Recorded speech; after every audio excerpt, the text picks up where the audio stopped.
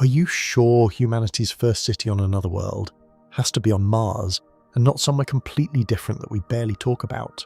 You've probably grown up with one default picture in your head. First off-world city equals Mars.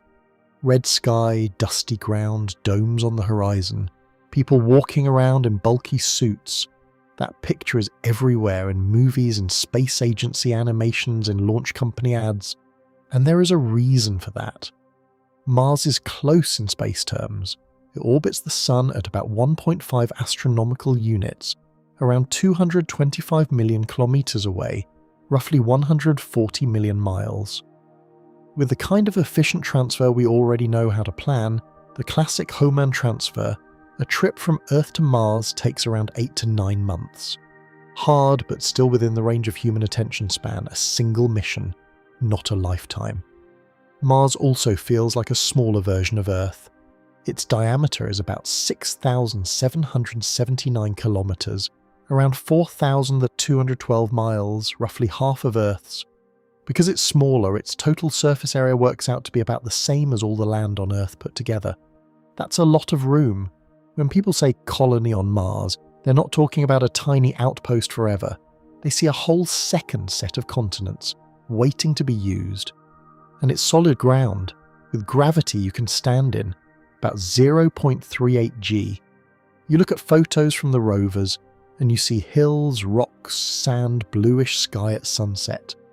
Your brain says, I could stand there. Even if you know the air is thin and deadly, the scene still looks like a place your body understands. All of that makes Mars feel like the obvious first step, so obvious that most people don't even ask if there's a better one. But that's exactly why we should question it. Is Mars really the best strategic choice? Or just the one that feels familiar enough that we don't get scared? Now, shift our focus away from the comfortable red planet and look much farther out, to a place that almost never shows up as new home for humanity. Out at about 5.2 astronomical units from the Sun, around 778 million kilometers, roughly 483 million miles, you get to Jupiter's orbit. There, orbiting this huge gas giant, is Callisto, one of the 4 big Galilean moons. Callisto's about 4,800 kilometers across, close to 3,000 miles, only a bit smaller than the planet Mercury. A lot of diagrams label it as ice rock moon and move on. No thick atmosphere, no active volcanoes, no giant canyons. At first glance, it looks like a dark, heavily cratered ball that has done nothing for billions of years, but that quick description hides some very important details. Callisto's bulk composition is roughly half water ice and half rock. Its surface gravity is only around 0.126 g, just over 1/8 of Earth's. If you weigh 80 kilograms on Earth, around 176 pounds, you'd feel like you were only 10 kilograms there, about 22 pounds. That has big consequences for construction, for launch, for long-term human health, which we'll get into later. Even more important, Callisto sits far enough out in Jupiter's magnetic field that the radiation environment on the surface is relatively mild, especially compared to Europa or Ganymede. Radiation dose estimates put it well below those inner moons, and even below Mars in some models once you're on the surface and shielded. And under that battered, frozen crust, there are strong signs of a global salty ocean. Spacecraft measurements of how Callisto reacts to Jupiter's changing magnetic field are best explained by a conductive layer, which fits a deep, salty water ocean. We're talking tens to hundreds of kilometers of liquid water buried under the ice. That means Callisto might be a massive natural reservoir of water and rocket fuel sitting in a stable orbit in a system full of other interesting targets. So now the decision starts to look different. You're not just comparing red planet with sky versus cold moon with craters. You're comparing a dry, thin atmosphere desert with moderate gravity and radiation to a low-gravity, ice-rich world sitting next to the largest gravitational engine in the inner outer solar system. Mars is a planet you can walk on. Callisto's a deep space logistics point, a potential fuel depot and shipyard in a place that lets you reach the rest of the outer planets more easily. This leads to the real question you're actually answering, even if nobody phrases it this way. You're not deciding Mars or Callisto in the next 20 or 30 years. In practice, Mars wins that short race. We'll talk about that later. The deeper question is, if you're planning for a civilization that lasts centuries, maybe longer, what should be your second main base after Earth and the Moon? Do you put your long-term investment into a world that's barely habitable but emotionally familiar? Or into a world that forces you to operate like a true deep space species? Mars is a good training ground for another planet. You get to test long stays, closed life support, in situ resource use, in a place that still gives you a day length close to Earth's, about 24 hours 39 minutes, and a sky you can see. You build surface bases, you cover them with regolith, you deal with dust storms, you try some local fuel production using the carbon dioxide atmosphere and water ice in the soil. That all makes sense for the next few decades. Callisto, on the other hand, is a training ground for something else. It pushes you into a mindset where the surface is like a construction yard, and the real living space is in rotating habitats, in ships, in underground ice caverns. It pushes you to develop nuclear power as standard, because solar power out at 5.2 astronomical units is only about 1/27th of the sunlight Earth gets. It pushes you to master large-scale water and ice handling, because most of your mass is frozen in water. It pushes you to think in terms of refueling missions all over the outer solar system, instead of constantly thinking about how to crawl back toward Earth. And this choice doesn't just affect hardware, it decides the kind of human systems that evolve. If Mars is the center of attention, you write your rules, your medicine, even your culture around people who live in 0.38 G, under a thin sky on a single planet. You get Martians as a kind of nationality.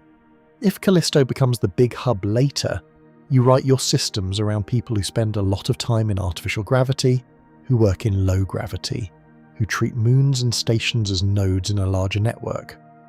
You get operators of a solar system transport and energy grid, not just settlers on one extra world. So here's the tension that sits underneath the whole conversation. The place that looks more familiar in the next 50 years, Mars, might trap our mindset into always chasing new Earths. The place that looks harsher and more alien today, Callisto, might actually force us to build the exact tools we need to spread to dozens of worlds and stations later on. Which one is really the safer bet? If your goal is not just to survive, but to spread out so far that no single disaster can stop our species. And that brings up the next hard issue. Even if Callisto is a powerful long-term play, do the raw numbers of distance, flight time, and energy make it realistically reachable for humans? Or does the math of the solar system lock us into Mars whether we like it or not? How much harder is it really to go from Mars distance to Callisto distance, and does that extra gap completely kill the idea of ever going there with people?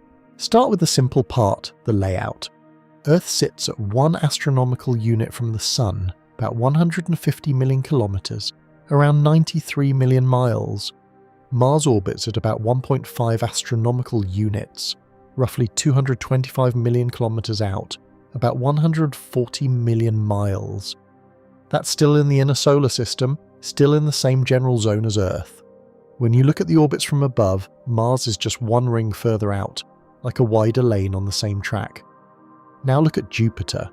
Jupiter's orbit is around 5.2 astronomical units from the Sun, about 778 million kilometers away, roughly 483 million miles. Callisto rides around Jupiter, so that's the ballpark distance of its whole neighborhood. Straight away, just in distance from the Sun, you've jumped from a 1.5 unit problem to a 5.2 unit problem. Callisto's region is more than 3 times farther from the Sun than Mars is. That means weaker sunlight, longer communication delays, and most importantly, a much longer travel path. So at first glance, it feels like the decision is over. Mars is nearby, Callisto is far. But raw distance is only the first layer. The real question is, how does that extra distance translate into mission time and mission risk for humans? When you actually plan a trip, the key variable for people is time in transit. For Mars, a minimum energy Hohmann transfer from Earth is about 260 days, around 8.5 months. Launch windows for that kind of efficient path open roughly every 26 months, so you don't get to go whenever you feel like it. but you do get regular opportunities.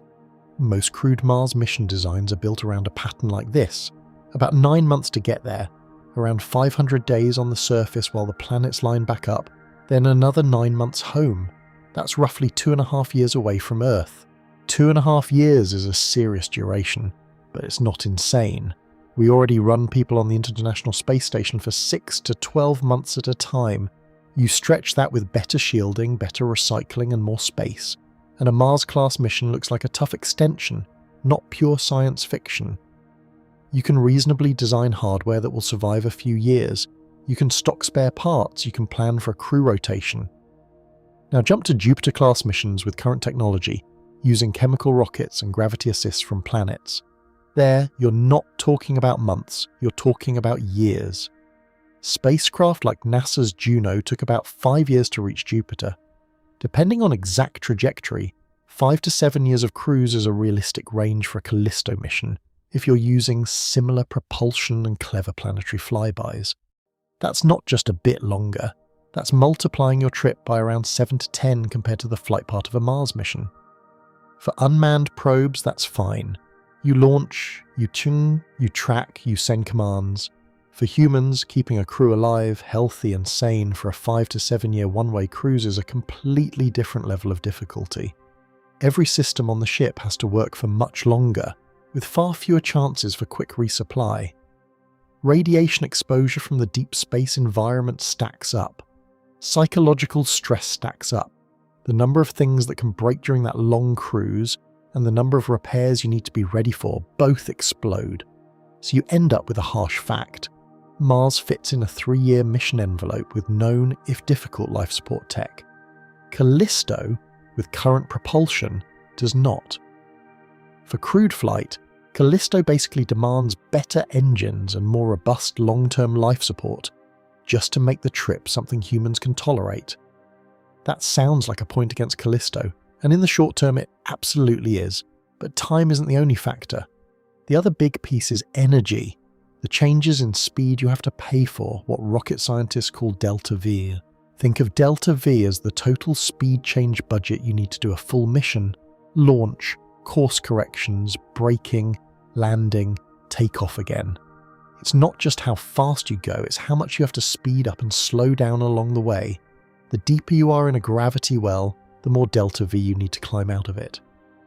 For Mars, the escape velocity, which is the speed you need to leave the planet's gravity entirely if you just fire straight up, is about 5.0 kilometers per second, around 11,000 miles per hour.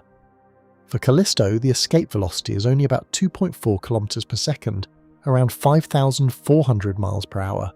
So getting off Mars is more than twice as hard in pure speed climb as getting off Callisto. That matters a lot if you're launching cargo, fuel or people over and over. Once you've done the big expensive part, which is falling all the way down into Jupiter's general region, moving up and down from Callisto's surface costs less delta V than doing the same thing on Mars. You pay a huge price in the interplanetary leg, but after that, Callisto behaves like a shallow well with easy exits. This is why people who think in terms of long-term infrastructure, not just flags and footprints, get interested. If you picture a world where you're building and refueling ships regularly, you want your spaceport on something with low escape velocity. Mars is deeper, every launch eats more fuel. Callisto and similar low-gravity bodies make repeat launches cheaper in delta V. The upfront cost is higher, the long-term operations can be more efficient, but delta V is still an abstract idea, and you can easily lose the physical feel of it. So put some numbers into everyday terms. Interplanetary transfer speeds are typically in the tens of kilometers per second relative to the Sun. Take 10 kilometers per second as a simple number. That's 10,000 meters per second. In more familiar units, about 36,000 kilometers per hour, around 22,000 miles per hour. A fast galloping horse might hit 15 meters per second, about 54 kilometers per hour, 34 miles per hour. So that transfer speed is roughly 700 times faster than a running horse. When you're planning Mars missions, you already operate in that speed range, but the trip distance is shorter and your total mission time is lower. With Callisto, you operate at similar or higher transfer speeds, but you stay exposed to deep space for years. Every extra kilometre per second of speed you need means more propellant, more structural mass, more shielding, more heat control, more redundancy, all stretched over a much longer schedule. You start to see why engineers worry. Tiny differences in speed and mass add up hard when you're trying to keep people alive over millions and millions of kilometres. So what does the math really push you toward if you look at it without romance? If your goal is simply get humans beyond the moon, plant them somewhere and bring them back, Mars wins. Easily. It's closer. The launch windows are more frequent. The travel time is within the kind of mission duration we already know how to handle. You can scale up current tech, adapt ISS-level systems, add more shielding, and you're in the ballpark. You don't need a revolution in propulsion, just strong engineering. But if your goal is different, if you're thinking about moving tens of thousands of tons of fuel, hardware, and ships around the solar system in the long run, the picture changes. Suddenly, the fact that Callisto lives inside the deep gravity field of Jupiter, yet has low surface escape velocity, starts to look useful. You pay a big energy price to get into the Jupiter system once, but after that you have access to a whole family of orbits and gravity assists. And when you launch from Callisto, you're climbing out of a shallow well, not a deep one. For an industrial civilization that wants a permanent presence in the outer system, the long travel time is painful, but the position and gravity profile of Callisto are powerful advantages. So you get a split answer. For first human bootprints, Mars is the smart, realistic choice. For build a long-term network across the whole solar system, a Callisto-class base starts to make sense despite the time cost. The challenge is whether we have the discipline to think in both timescales at once, short missions and long-term infrastructure, and not lock ourselves into just the closer option because it's easier to sell. And even if you accept the travel math, there's another uncomfortable question sitting right behind it. What happens to human bodies when you actually live on these worlds in 0.38 G on Mars versus about 0.126 G on Callisto? And does that quietly decide the winner more than distance ever could? Which world do you actually want to shape your body, your kids' bodies, and your long-term health? A place with a bit more than 1/3 Earth gravity, or a place that's basically permanent low-gravity training wheels? Let's put hard numbers on that. On Earth, you live in 1G. Your bones, your heart, your muscles, your inner ear, everything in you is tuned to that pull. On Mars, surface gravity is about 0.38 G. That means you'd weigh roughly 38% of what you weigh on Earth. If you're 80 kilograms here, around 176 pounds, you'd feel like about 30 kilograms there, roughly 66 pounds. You could pick up loads you'd never touch on Earth. You'd walk with longer, easier steps, stairs would feel like nothing, but you'd still feel down. Your body would still have a clear up and down. On Callisto, that changes from lighter to borderline weightless. Surface gravity is only about 0.126 G, around 1/8 of Earth. The same 80 kilogram person would feel like about 10 kilograms, roughly 22 pounds. Every step would launch you much farther. You'd need to move slowly and carefully, not because you're heavy, but because you're too light. From your body's point of view, Mars is a weaker version of what it knows. Callisto is barely there at all. So the key question becomes, is 0.38 G enough for a basically healthy life? And is 0.126 G just too low to rely on? Here's what we actually know. We have good data for 2 points, 1G on Earth and about 0G in orbit. In microgravity, like on the International Space Station, astronauts lose bone mineral density at roughly 1 to 2% per month in their weight-bearing bones. Their muscles shrink.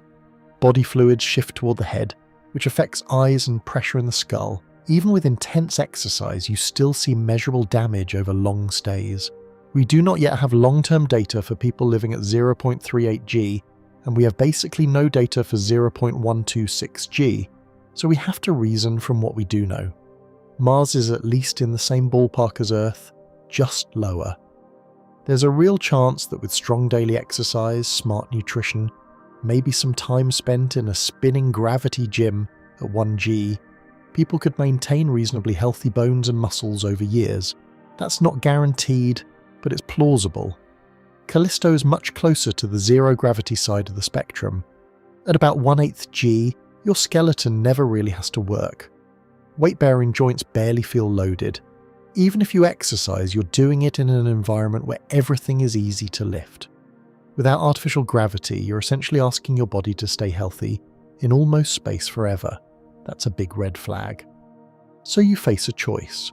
On Mars, you can pitch a strategy like this.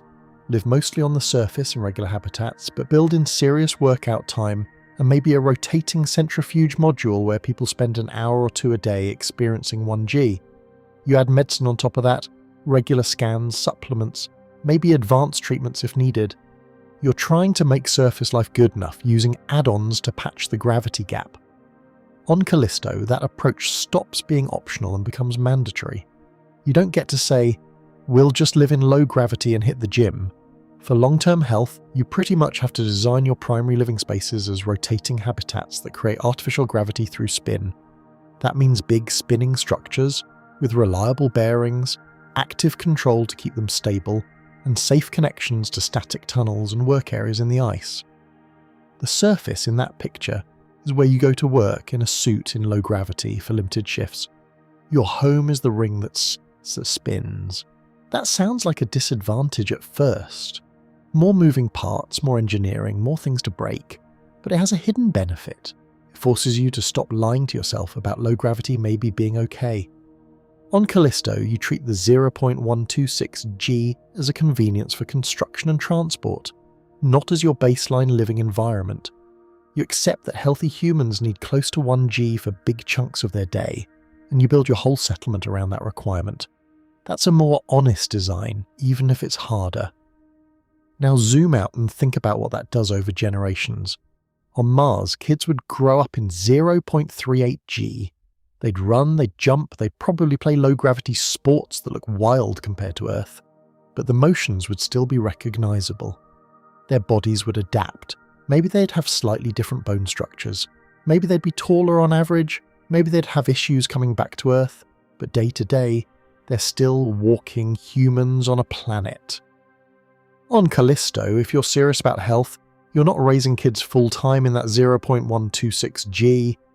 You're raising them in spin habitats, where the inner ring might be tuned to Earth-like gravity, or maybe to some carefully chosen value that's enough to keep them healthy but easier on structures. Their normal experience of home is a rotating station. Trips to the surface happen in powered suits and vehicles, under strict time limits, more like industrial shifts than casual strolls. Culturally, that pushes you toward a very different identity. Here's the twist. That Callisto lifestyle, where your normal life is in rotating space, is exactly the same architecture you need for deep spaceships and free-flying colonies anywhere in the solar system. Once you've standardized spinning habitats, once every engineer, doctor, and kid thinks of home as a ring with artificial gravity, you're already adapted to living in structures that don't care which planet is nearby. You can park those structures around Saturn, or in orbit around asteroids, or out near Uranus, and life inside still feels familiar. Mars does almost the opposite. It encourages you to think that planets are the default, that a real home has a sky, a ground you walk on under natural gravity, and that space stations are just temporary. You build culture and technology around the idea of planetary citizens, because that's what your bodies live in every day. It's comfortable, it's easy to understand, and it might lock your thinking into chasing more Mars-like worlds instead of getting good at living anywhere. So gravity doesn't just affect your bones and muscles, it steers what you build, how you raise children, and what you consider normal. Mars gives you a path where humans stay planet-centric. Callisto pushes you onto a path where humans become station-centric and ship-centric, which is actually a better match for the real layout of the solar system. But there's a catch that can't be ignored. Even if Mars has a more comfortable gravity level, and Callisto forces you into artificial gravity, both worlds sit in harsh radiation environments compared to Earth. Mars has no protective global magnetic field. Callisto lives inside Jupiter's giant magnetosphere. So the next hard question is this. Once you factor in the invisible radiation that slowly damages your cells, does the world with better gravity actually end up being worse for your long-term health? How much invisible radiation are you willing to soak up every single day just to live on another world? Start with Mars. Mars does not have a global magnetic field like Earth. Its atmosphere is extremely thin. Surface pressure around 610 pascals. That's about 0.6% of Earth's sea level pressure. In practical terms, that thin air barely slows down high-energy particles from space. It's almost transparent to the worst stuff. We have real numbers for this, not guesses. The Curiosity rover carries a radiation detector called RAD. On the surface of Mars, it has measured roughly 0.64 to 0.7 millisievert of radiation per day. Over a full year, that's about 233 to 255 millisievert. On Earth, your typical background dose in 1 year is around 2 to 3 millisievert. So just by standing on Martian ground before you build any shielding, you're taking in something like 80 to 100 times Earth's natural background dose. That doesn't kill you instantly, but radiation risk is about long-term damage, increased cancer probability, damage to your nervous system, damage to your circulatory system. Astronaut agencies set career limits for how much total dose a person should get over their lifetime. A few hundred millisievert in a couple of years starts to eat into those limits fast. So a normal Mars settlement is not people strolling around in flimsy glass domes. It's people living mostly underground, or under several meters of piled up dirt or rock, using that mass as a shield. Every window costs you radiation protection. Every walk outside in a suit has a radiation price tag. You can engineer around some of it, but the base environment is hostile all day, every day. Now look at Callisto. Jupiter's system has a reputation for brutal radiation, and that reputation is earned near the inner moons. Europa and Ganymede sit deep inside Jupiter's radiation belts. The energetic particles there are harsh enough that unshielded electronics and unshielded humans would be damaged very quickly. But Callisto orbits farther out beyond the worst part of that belt. Radiation models and spacecraft data suggest that at Callisto's orbit, the radiation flux is much lower than at Europa, roughly a few hundred times lower, and about 10 times lower than at Ganymede. When you turn that into a surface dose estimate, you get something around 0.1 millisievert per day or less. That works out to something like 30 to 40 millisievert per year, maybe an order of magnitude above Earth's background, but clearly below what you get on the surface of Mars without shielding. So you get a surprising result. The icy moon in the deep outer system is, in raw surface radiation terms, kinder to your long-term health than the nearby rocky planet that everyone talks about colonizing. On both worlds, you will still bury your habitats, you will still take radiation seriously, but on Callisto your starting point is lower. Every meter of ice above you cuts that already lower dose down further. Your engineering buys you more margin. What does that actually mean for a human lifetime? On Mars, take a 3-year mission similar to what we talked about before, around 9 months out, about 500 days on the surface, 9 months back. You're collecting radiation the whole time, but in different environments. The cruise phases in deep space are bad, because you lose Earth's magnetic protection entirely. The surface phase is also bad, because Mars only gives you a little help. Depending on your shielding and what the sun is doing during that window, a single full Mars mission can already push an astronaut close to some of today's lifetime dose limits. If you imagine people going back and forth multiple times, or staying for many years, a Mars career becomes a tight radiation budget. You'll need strict rules about who can go, how long they can stay, and how many missions they can fly. With Callisto, the picture shifts. The journey to Jupiter is long and dangerous in radiation terms, no way around that. For 5 to 7 years of cruise, you're in deep space, outside Earth's field, exposed to galactic cosmic rays and solar storms. You absolutely need heavy shielding and clever ship design for that. But once you arrive in Callisto's orbit, the surface itself is not the main radiation threat anymore.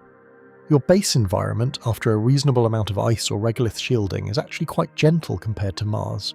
So a Callisto settlement feels like this, brutal to reach but relatively calm once you are dug in. A Mars settlement is easier to reach but constantly pushing against higher background radiation on the ground. That's not intuitive, but it's what the numbers point to, and there's a strategic angle here. If you want to train humans, hardware and procedures for long-duration deep space operations, you don't just want any outer system base. You want one that doesn't fry your crews the moment they arrive. Europa is scientifically exciting potential life in its ocean, but the radiation at its surface is lethal without extreme shielding. Ganymede is better, but still hot. Callisto's the odd one out, less dramatic for science headlines, but almost tailor-made as a human-tolerable foothold inside an otherwise dangerous radiation environment. In pure radiation terms, that makes Callisto a kind of safe island in the Jupiter system. You can base people there long-term while sending heavily shielded robots or short-duration missions into more extreme zones closer to Jupiter. You can run reactors, build ships, test new vehicles, all with a background radiation level that once you're underground is manageable over decades. Compare that to Mars, where the planet itself is the main destination. You're living on a world that keeps hitting you with 80 to 100 times Earth's background unless you hide. Your whole settlement is one long negotiation with radiation. You can win that fight with enough rock overhead and smart design, but you're always spending engineering effort and mass to claw your way back towards safety. So now the question gets sharper. Do you want your main early base to be in a place where radiation quietly chips away at every career and every system, or in a place where, after a harsh journey, you at least get a relatively calm surface to work from? But radiation is only one piece of the environment. Even if Callisto wins that round, both worlds are brutally cold compared to Earth, and only one of them has any atmosphere at all, even a thin one. So the next issue is simple and ugly.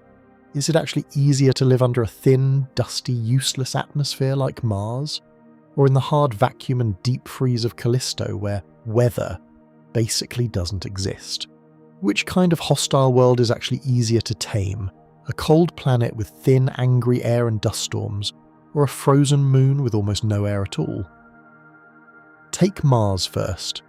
The average surface temperature is around 210 Kelvin, that's about minus 63 degrees Celsius, roughly minus 82 Fahrenheit. That's the normal. It can drop to about minus 153 Celsius, around minus 243 Fahrenheit. On a bad night near the poles, and on a rare warm afternoon near the equator it can creep up close to 20 Celsius, around 70 Fahrenheit. So yes, you can technically have a t-shirt temperature for a few hours in a few spots, but the air is still lethal, and the planet spends most of its time in deep freeze. The atmosphere is mostly carbon dioxide, about 95% with some nitrogen and argon. Surface pressure sits around 6 to 7 millibars, less than 1% of Earth's sea level pressure. That's not vacuum, but it's nowhere near enough to breathe, or to give you the kind of shielding Earth's atmosphere gives you. It's the worst of both worlds. You get enough gas to move dust around, to corrode, to complicate landings, but not enough to protect you. That thin air means Mars does weather, but in a weird extreme way. You can get local dust devils, regional storms, and sometimes planet-wide dust events that wrap the whole globe. Those storms can dim sunlight for weeks. If your power is mostly solar, your output can drop hard just when you need it most. Dust gets everywhere into seals, filters, radiators. It sticks electrostatically to surfaces, including your suits and vehicles. So on Mars, every habitat has to deal with thermal swings, abrasive dust, and sky conditions that can change on timescales from hours to months. So at first you think some air is better than none, right? But if that some air gives you storms, dust, and landing complexity, while still being useless to breathe, useless for real pressure, and weak for radiation protection, how much is it really helping you? Now switch to Callisto. Here, the planet-style weather problem just stops.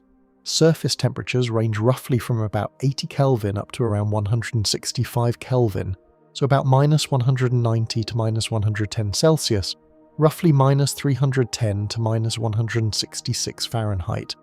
That's colder than anything on Mars, colder than almost anywhere on Earth, a hard, stable, deep freeze.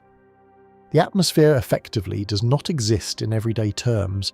There's just a trace of carbon dioxide, and probably oxygen, in an incredibly thin envelope, with surface pressure on the order of 7.5 picobar, around 3/4 of a millionth of a pascal. That is so close to perfect vacuum that for engineering you treat it as vacuum. No winds, no storms, no clouds, no real seasons to worry about. Just a slow cycle of day and night, light and darkness, over a static, frozen landscape. So on Callisto you don't fight weather. There's no dust being blown into your equipment, no surprise atmospheric fronts, no planet-wide storms. The environment is brutally cold and airless, but it is stable. If something changes, it's because you changed it. That sets up a clear trade, what is harder to engineer around long-term dynamic hostility or static hostility. On Mars, everything you build on the surface has to survive temperature swings, repeated dust loading, and mechanical stress from storms. Your airlocks and seals have to deal with the fine particles grinding at them constantly. Your solar panels get coated and sandblasted. Even your landing systems are more complicated, because you're coming through a thin atmosphere that is thick enough to matter for heating, parachutes and shock loads, but not thick enough to slow down big payloads by itself. Entry, descent and landing on Mars is a whole design problem just on its own. On Callisto, you treat the surface the way you treat the moon. You plan for vacuum, you plan for cold, you plan for a surface that never helps you with pressure or warmth. Every habitat is a pressure vessel, every lock is sealing against space, but you aren't adding a chaotic atmosphere on top of that. There are no storms to shake your structures, no high winds to load your towers, no dust clouds to blot out your radiators. Your main problems are insulation, heat management, and keeping your systems running in extreme cold. From a pure engineering standpoint, a lot of that is known territory. We already know how to build vacuum-rated modules because every space station has used them. We already know how to run thermal control systems in space, radiators, heaters, insulation. The moon gives us a test bed with vacuum, big temperature swings between day and night, an abrasive regolith, but still no weather. Callisto's that kind of problem, pushed to lower temperatures and longer distances. So here's the counterintuitive part, the thing that feels backwards at first. A clean vacuum plus deep cold like Callisto is in some ways simpler to handle than a thin, dirty atmosphere like Mars. On Mars, you must juggle both vacuum-style problems and weak atmosphere problems at once. On Callisto, you focus on one regime, space plus ice, and design for that. But there is a cost that you can't hand-wave away. Callisto lives far out at about 5.2 astronomical units from the Sun. Solar power falls off with the square of the distance, so by the time you're that far out, the sunlight is only about 1/27th of what Earth gets. Put the same solar panel array you'd use in Earth orbit out at Callisto, and it gives you roughly 1 out of 27 the power. To get the same output, you need around 27 times the area, or dramatically better panel technology, or both. On Mars, at around 1.5 astronomical units, solar flux is about 44% of Earth's. That's still pretty good. Solar farms there can be smaller, lighter, and simpler to deploy.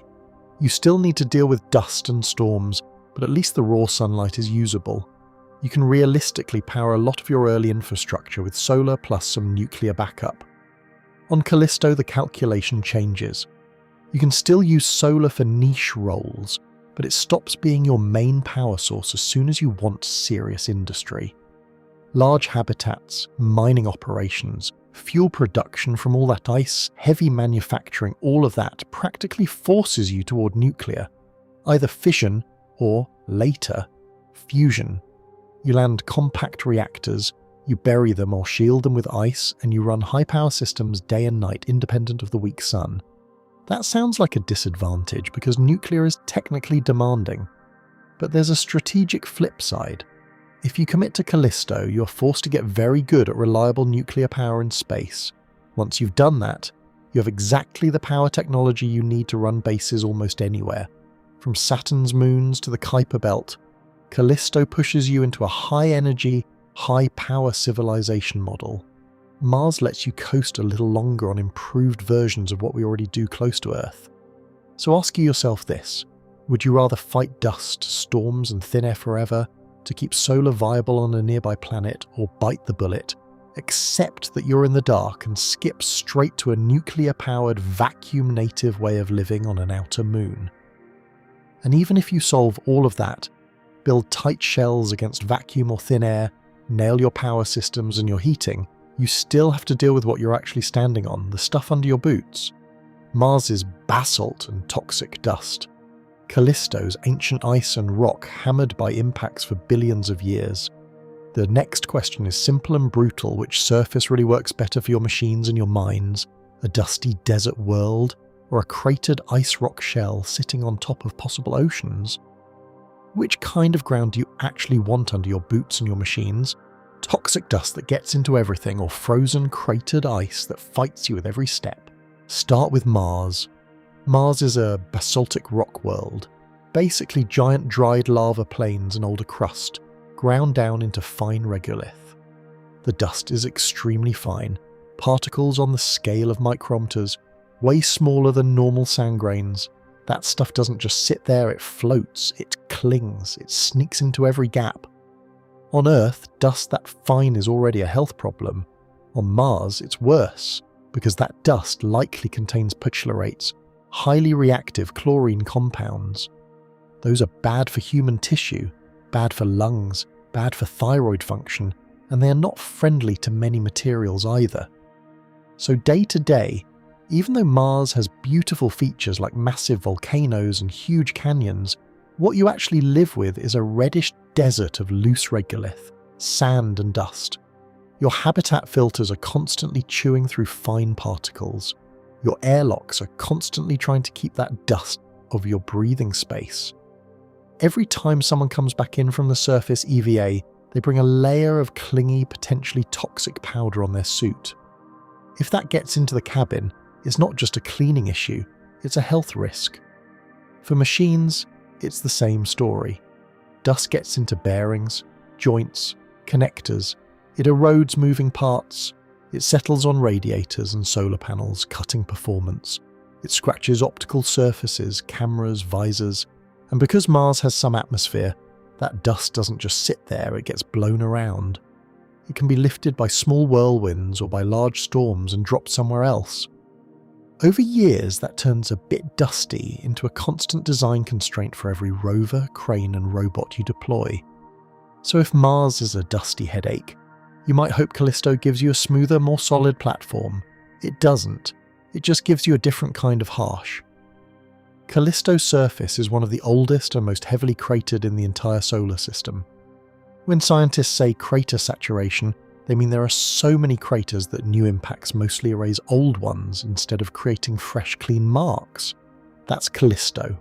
It's been getting hit for billions of years, with almost nothing happening geologically to smooth it out. No big volcanoes, no plate tectonics, no large-scale resurfacing. Just impact after impact, chewing up the same crust over and over. What you see at the top is a patchwork of dark, rocky material mixed with brighter patches of water ice frost. Big multi-ring impact basins form circular patterns across the globe.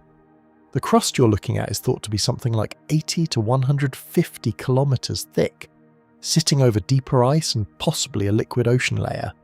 The terrain is rough, but not in the towering mountain way. It's rough in the endless overlapping craters, ridges and fractured ground way. That means no smooth basalt plains to roll over. Instead, you get uneven surfaces, slopes, crater rims and pockets of fractured ice and rock. In some areas, the surface ice might be relatively hard and brittle. In others, you might get loose, partially broken material over more solid layers. For mapping, it's a nightmare. For landing and driving, it demands a completely different style than Mars. So which terrain is actually better for your robots and your crews? On Mars, we already have good experience with wheeled rovers. We know the downsides. Wheels can sink into soft dust or sand. Rovers can bog down in dune fields. Dust storms and micro-impacts sandblast their solar arrays and cameras. but at least the concept of drive with wheels on rock and sand still works. You get traction. You can design suspension systems that handle rocks and slopes. Human-driven vehicles will look a lot like ruggedized off-road buggies, with extra ceiling and dust control. On Callisto, you immediately run into two problems at once. The terrain is heavily cratered and the gravity is only about 0.126 g. With such low gravity, friction between your wheels and the ground is weak. A bump that would just jiggle a rover on Earth can launch part of a vehicle into the air there. A small hop can turn into a long, slow arc, sending you tens of meters or more. Even human walking stops being the heel-toe pattern you're used to and turns into a sequence of careful, controlled hops. So classic rovers that assume decent traction start to look like the wrong tool. Instead, you'd probably use low-gravity hoppers, vehicles that fire small thrusters to hop over obstacles rather than drive through them, or spider-like walkers with multiple legs that can grip, anchor, and move cautiously over broken terrain. You'd likely rely on tethers and anchors near slopes or big craters, because a slip doesn't pull you down hard, it sends you drifting. Humans on the surface of Callisto would almost certainly need to be clipped in or tethered in many areas, just to avoid jumping too high or falling into awkward trajectories. Training for Callisto walking would be more like training for controlled slow-motion jumps than normal steps. In that sense, Mars is physically more intuitive, but Callisto forces you to redesign every mobility system from the ground up. Then there's the question of what you can actually build with. On Mars, the near-surface material is mostly basaltic rock and dust. That's good news for construction. Basalt can be crushed, sintered, turned into bricks or 3D printed structures. You can make simple concrete analogues by mixing regolith with binding agents. You can compress blocks, you can bake out bricks using local energy sources.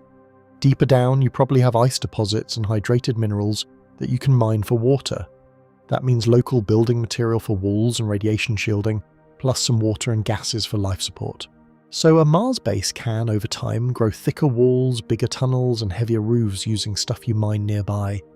You can carve into rock, possibly use lava tubes as ready-made shells and reinforce them. In 0.38 g, you can build fairly tall structures without huge stresses, but you still feel weight enough that strong foundations matter. Callisto gives you a different starting mix. Overall, it's roughly half rock and half water ice by mass.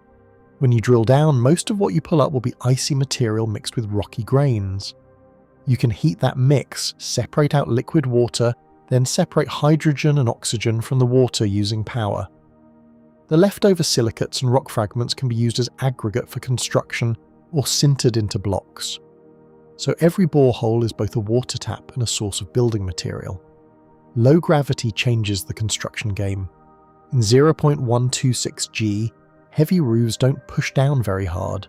Large spans don't sag the way they would on Earth or Mars. That favours big domes built from sintered regolith, or membranes stretched over excavated cavities, held in place by anchors rather than by sheer mass. It also makes the idea of melting subsurface caverns in the ice much more attractive.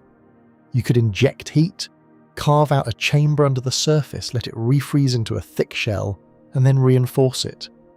You're not building skyscrapers, you're carving and inflating bunkers and tunnels inside a frozen shell, then pressurizing them from within. So Mars gives you rock, dust, and some ice, with gravity that makes classic construction feel familiar, but constant problems with dust and toxicity. Callisto gives you ice, rock, and very low gravity, which makes moving mass easier and supports huge underground voids, but forces you into a completely different mindset, one where your city is mostly hollowed out of ice and rock rather than standing on top of it. And that leads straight to the next hard question. Once you look past the surfaces and think about what's actually inside these worlds, where do the really important resources live? Especially the one resource that doubles as life support and rocket fuel, water. If you're picking humanity's next home, do you go where there's just enough water and air to bootstrap a colony? Or where there's so much water that the whole world might as well be a giant fuel tank? Start with Mars, because this is why it looks so attractive for the near term. Mars gives you a little bit of everything you need, in forms we already know how to use. You've got water ice locked in the polar caps and in subsurface permafrost at lower latitudes. That means if you can drill, heat and process soil, you can pull water out of the ground, melt it, filter it, and now you have something to drink, something to grow plants with, and something you can run through electrolysis to split into oxygen and hydrogen. Then you have the atmosphere. Yes, it's thin, but the composition is very convenient. Around 95% carbon dioxide with some nitrogen and argon. That CO2 is a feedstock. Run it through a Sabatier reactor with hydrogen and you get methane and water. Split the water and you get more oxygen and hydrogen. Now you've got a loop.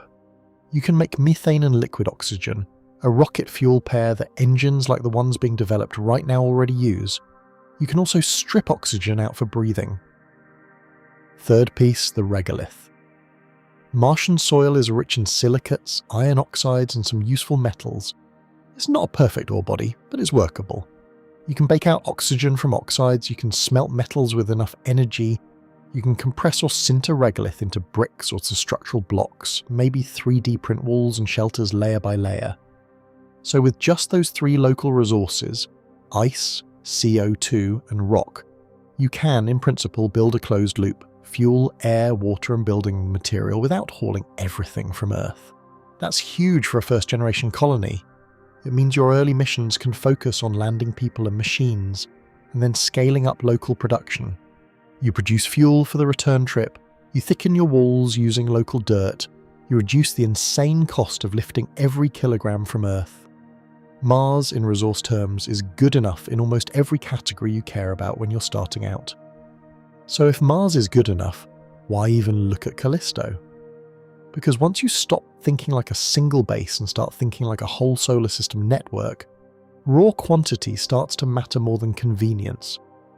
Callisto's average density is about 1.8 grams per cubic centimetre, a strong clue that it's roughly half water ice and half rock by mass. Take a body with a diameter of about 4,800 kilometres, around 3,000 miles, and make about half of that mass water. You're not talking about a little ice patch, you're talking about staggering amounts of water, orders of magnitude more than anything we can realistically tap on or near the Martian surface. On top of that, magnetic field measurements from spacecraft suggest that Callisto reacts like it has a conductive layer under the surface which fits a salty global ocean, maybe 150 to 200 kilometers deep, under an ice crust that might be 80 to 150 kilometers thick. Even if the details change with better data, you're still staring at a world where water is not a rare resource, it's the main event. In civilization scale terms, that makes Callisto something very different from Mars. Mars is a planet with patches of water and ice you can mine. Callisto is basically a frozen water and fuel reservoir, the size of a small planet. It's not just enough to live on, it's enough to fuel fleets. Why does that matter so much? Because water is not just life support, it's propellant. Break water into hydrogen and oxygen, and you have the ingredients for some of the highest performance chemical rocket propellants we know how to use. Liquid hydrogen and liquid oxygen give you high exhaust velocity, high efficiency. Even if you choose different chemistries later, hydrogen and oxygen stay central to a lot of reduction in industrial processes. From water alone, you get hydrogen for fuel or for chemical reactions, and oxygen for both oxidizer and breathing. If you can crack water at industrial scale, you can set up Callisto as a refueling node. Ships arriving from the inner solar system can top off tanks. Ships headed for Saturn, Uranus, or the Kuiper Belt can depart fully fueled. Tugs can run back and forth between Jovian moons, powered by propellant made locally. Mars can absolutely produce fuel, but notice the scope. Mars mostly produces fuel for ships that are leaving Mars, going back to Earth or maybe out to nearby asteroids. That's still very valuable, but it's local. Callisto's water mass, combined with its low gravity and position near Jupiter, lets it produce fuel for missions practically anywhere beyond Jupiter. Once you've paid to move your infrastructure into that region, the energy cost to lift propellant off Callisto's surface is modest because of that low escape velocity we talked about earlier. Of course, water isn't everything. You still need metals and complex chemistry to build anything serious. So what does Callisto give you there? Callisto's rocky fraction is likely similar to chondritic material, the primitive stuff found in many asteroids and meteorites. That means a mix of silicate minerals with iron and other metals, but not necessarily in rich, concentrated ore veins like you get on a differentiated planet with a hot core and plate tectonics. You may be dealing with more diffuse metals spread out in huge volumes of rock-ice mix. For low-tech mining, that's annoying. For a high-tech society that can run large-scale processing plants, it's an acceptable trade. You lose ore grade, you gain practically unlimited quantity. Mars probably wins if your game is classic mining. Dig up high-grade ore veins, exploit localized deposits of sulfates, clays, and metal-rich rocks, especially in ancient lake beds or hydrothermal regions. That's good for early industry. You can find pockets that are easier to work with simple tools and smaller facilities. Callisto wins if your game is bulk water and chemistry. That ice is not going to be pure. It will carry salts, maybe ammonia compounds, possibly organic molecules. When you melt and process it, you're not just making pure water and throwing the rest away.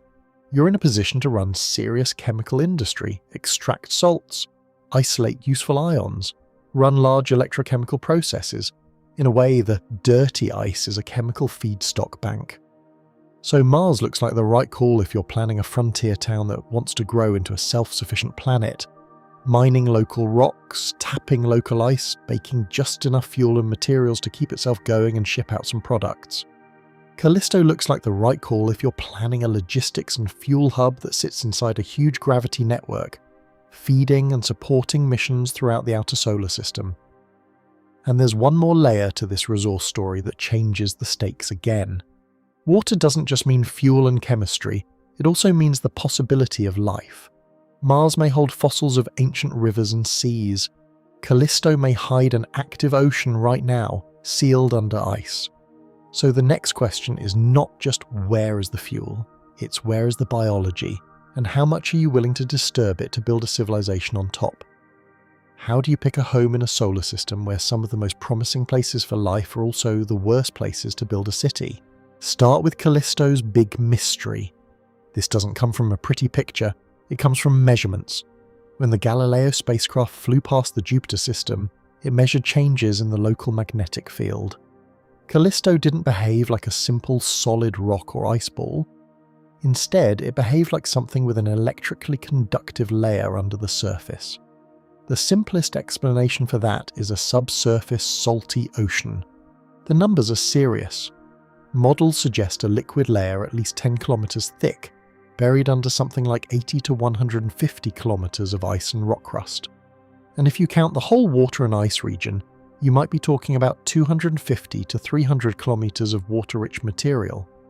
For comparison, Earth's average ocean depth is around 4 kilometers, about 2.5 miles. So Callisto might hold in total far more liquid water than Earth, just locked away under a shell. What keeps it liquid? There's no strong tidal heating like on Europa, but you still have radioactive decay in the rocky part, slowly releasing heat, plus maybe weak tidal flexing as Callisto orbits Jupiter. It's not a boiling ocean, it's a slow, dark, stable water layer that could sit there for billions of years without much change. So you look at this frozen, cratered surface, and underneath it, there may be a global, salty ocean. Not puddles, not isolated pockets, a whole hidden ocean world. Now compare that to Mars. Mars is loud about its water history. You see valleys carved by ancient flows, dried up riverbeds, deltas, sedimentary layers that look exactly like what you see where rivers meet seas on Earth. There are minerals that only form in liquid water. Some models even point to a possible northern ocean long ago, covering a huge fraction of the planet. The key word is long ago. Today Mars is cold and dry at the surface. Any liquid water there is short-lived, maybe brines that appear briefly and then freeze or evaporate. Most of the stable water is locked up as ice in the polar caps or underground. So when you send drills and rovers on Mars, you're basically doing archaeology. You're looking for fossils of past water environments and maybe signs of past life trapped in ancient rocks and frozen ground. Callisto flips that setup. The surface is dead, cold and heavily cratered. If you just look at it, it seems far less promising than Mars. But underneath, the ocean might be there right now. No air, no sunlight, but potentially a global dark ocean that has been sitting and stewing for billions of years. In astrobiology terms, that's incredibly interesting. Mars is a "did life ever start here" question. Callisto is "is there a hidden ocean ecosystem still running today" question. So where does that leave you when you're thinking about settlements, not just science? This is where contamination risk starts to matter. If Mars once had life, or still has microbial life in some niches, the evidence might be relatively close to the surface. A few meters of drilling can get you into ancient sediments, or near ice layers that might have preserved organic molecules or even dormant microbes. That's great for science, but it also means every time you crash a spacecraft or leak habitat air or drag Earth bacteria into the soil, you're muddying the signal.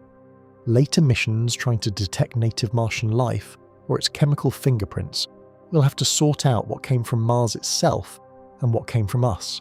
That's a serious planetary protection problem. Even if Martian life never took off, you don't want to ruin one of the best natural experiments we have by flooding it with Earth's entire microbial library. On Callisto, the potential biosphere, if it exists, is sealed under tens to hundreds of kilometers of ice and rock. That's terrible if your plan is to send a drill and reach it quickly. But from a contamination point of view, it's actually good news.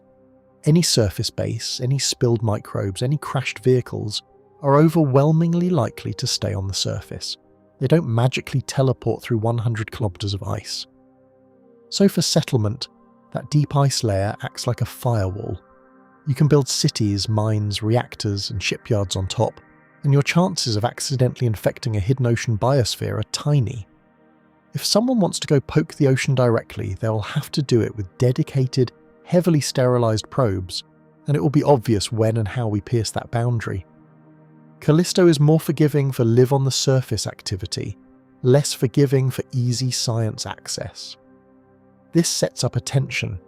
If your top priority is find alien life as fast as possible, Mars is attractive. You can land, drill a few meters, analyze ice and sediment, and maybe get a clear answer about past biology on a timescale of decades. Callisto's ocean will take much longer to reach. Getting through 80 to 150 kilometers of ice is a massive engineering challenge. You might need nuclear-powered melt probes, multi-stage drilling systems, and decades of prep work. But if your top priority is build a permanent human hub and not ruin the best natural labs in the solar system, Callisto suddenly moves up the list. You can treat Europa, Enceladus, and other high-interest ocean worlds as special protected science targets. You base your civilization somewhere like Callisto, which is scientifically rich but more isolated from any fragile biospheres. Then you send uncrewed, sterilized robots into the really sensitive regions while people stay on the safer moon. So Mars is like the easy dig site with priceless fossils near the surface, and you're debating whether to build a shopping mall on top of it. Callisto's like a site where the fossils, or the living ecosystem, are buried deep in a locked vault, far away from your construction zone. In that context, Callisto looks like the responsible staging ground. You can do heavy industry, fuel production, and long-term settlements without constantly worrying that every leak and accident is compromising the search for life. Mars can still host bases, but every big settlement there runs into the same moral question. How much are we willing to pollute the one nearby world that might hold clear evidence of ancient life? And this pushes the argument one step further. If you take both life and industry seriously, maybe the best move is not Mars or Callisto, but Mars for close-up science, Callisto for big civilization infrastructure. You keep your heavy footprint away from the most sensitive labs, and you do your deep drilling for biology in a controlled, targeted way. But there's another brutal practical issue sitting underneath all this. No matter how interesting the oceans are, and no matter how much you respect planetary protection, you still have to land on these worlds and launch from them over and over. So the next question is simple. When you're dropping 100-ton ships and trying to send them back up again, is the thin atmosphere of Mars more of a blessing Or is the clean vacuum of Callisto actually the easier problem? Which place do you really want to be dropping 100-ton ships onto, and then launching them again and again for decades? A planet with just enough air to cause chaos, or a moon with no air at all but clean, predictable physics? Mars sits in the worst middle ground for landing. It has enough atmosphere that you absolutely have to deal with it, but not enough to slow big payloads safely with parachutes alone. When a spacecraft hits the top of that atmosphere at interplanetary speeds, it's moving at several kilometers per second, many thousands of meters per second, tens of thousands of kilometers per hour, tens of thousands of miles per hour. If you don't have a heat shield, you burn up. If your heat shield fails, you burn up. So step one is always survive the fire. Then comes the hard part. On Earth, a thick atmosphere lets parachutes do almost all of the work for small and medium payloads. On Mars, the air is so thin that even huge parachutes can't slow down big dense landers enough. That's why you get these complex 7 minutes of terror profiles. Heat shield, then supersonic parachutes, then cutting those away, then firing retro rockets, sometimes lowering a rover on cables from a hovering platform. Every phase has to work in sequence, with almost no time for correction. Now scale that up. You don't just need cute 1-ton rovers anymore. You need multi-ton, even tens of tons habitats, reactors, fuel plants, heavy machinery. Getting that kind of mass down through a thin atmosphere without shredding hardware or slamming into the surface is a major unsolved challenge. You either invent new gigantic supersonic parachutes, huge inflatable decelerators, or you accept that you're basically doing powered landings anyway, but now with the extra headaches of high-speed atmospheric flight on top. In short, Mars landings are aerobatics plus rocketry, in an environment that is hard to model and never fully under your control. You're always playing a complex game with thin air. Now look at Callisto. Callisto is effectively airless. At first that sounds worse. No air means no aerobraking. No aerobraking means no cheap way to slow down. You have to do all of the deceleration with engines, but from a physics and engineering point of view, that simplicity is valuable. Your entry, descent, and landing profile is basically match orbits, fire engines, control your thrust, and touch down. It's the same basic approach Apollo used on the moon, just updated. You design your lander for vacuum, you design your guidance systems for engine-driven descent, not for a messy dance with shockwaves and parachute deployments. At Callisto's low gravity, about 0.126 g, an escape velocity of about 2.4 kilometers per second, roughly 5,400 miles per hour, the total propellant cost is serious, but it's predictable. There's no thin atmosphere throwing in extra variables like lift, drag fluctuations, or storms. No dust storm is going to punch your trajectory sideways. No sudden density variation is going to mess up your parachute performance because you don't have parachutes. If your engines and guidance are good and your tanks are sized correctly, your landing profile is repeatable. It's still dangerous, but it's a simpler class of dangerous. Then think about getting off the surface, which you will need to do a lot if your base is meant to be more than a one-way trip. On Mars, to leave the planet entirely, you need to climb out of a 0.38 g gravity field and reach about 5.0 kilometers per second escape velocity over 11,000 miles per hour. You can go to orbit first instead of straight to escape, but the point is the same. Heavy lifting in a medium gravity regime.